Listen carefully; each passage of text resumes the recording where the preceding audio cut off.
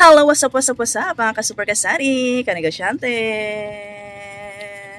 Hello, hello, hello, hello, hello. Tapati, patapati, pata, pati, pati, pata.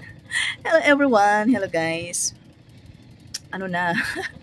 Madam, ano na ang balita? Christmas na, December na. Ano na ang ganap? Ano na? Ano na, madam? Well. Ngayong Christmas 2024, ano lang tayo? Lucky. Bisaya. Lucky lang tayo.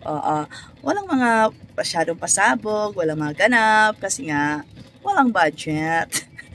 yun eh, ano. Walang bonus, walang 13-month pay, walang extra budget, tight ang budget. So, lucky lang tayo ngayong Christmas 2024.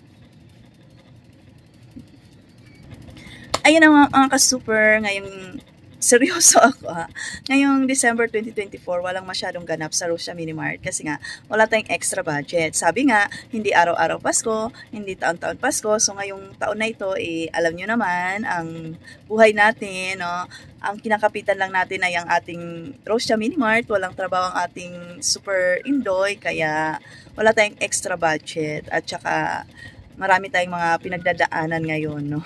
Medication ni Indoy, pag-aaral ng anak, so health natin. So gusto ko muna ngayong December 2024 is lucky nga lang. Lucky. Bisaya, parang tigas ng kiko. Lucky. Nakakaloka yun. Basta yun, no? At syempre, mamimigay pa rin tayo para sa ating mga loyal customers. Hindi sila mawawalan. Hindi rin sila magkakaroon. So, syempre, wala lang tayong yung taon-taon natin ginagawa na meron tayong pamaskong handog at mga kung ano-ano pa mga gimmick ni Madam. So, ngayon 2024 is magtitinda lang. Magtitinda lang tayo. Yung stocks nga natin, hindi ko pa alam kung madadagdagan kasi yung regular stocks lang natin yung umiikot, yun lang yung napapaikot. So siguro ang magiging kapartner ko lang ngayong December is yung ating super credit card, no? Doon tayo mamimili sa Pure Gold ng ating mga pang holiday season na panghanda kasi pwede doon credit card. So yun ang ating magiging katuwang.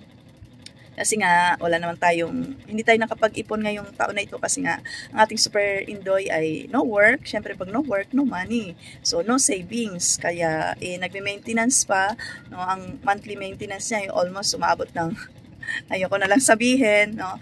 So, kaya, hindi at nagtitipid-tipid din tayo para sa paparating na taon pa. At mapagpatuloy pa tayo.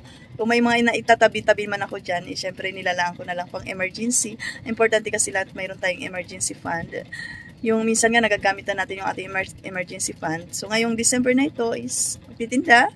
Syempre hindi mawawala ng ating mga customer, mamimigay pa rin tayong mga giveaways. Share ko na lang sa inyo soon.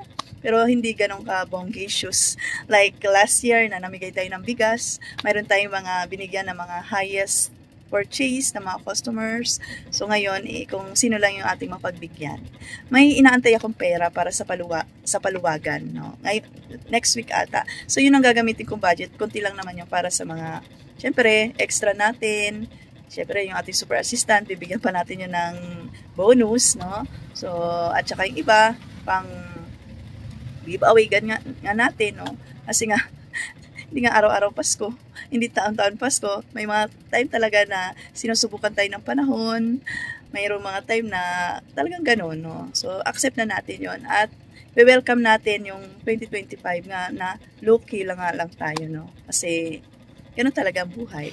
Ang importante na lang talaga is buhay tayo at nakakasurvive tayo sa araw-araw at nakakabayad tayo ng mga bills, no? Hindi naman pwede nating ipilit ang hindi kaya kasi hindi na yun maganda.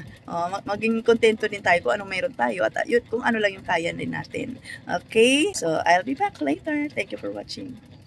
Babush!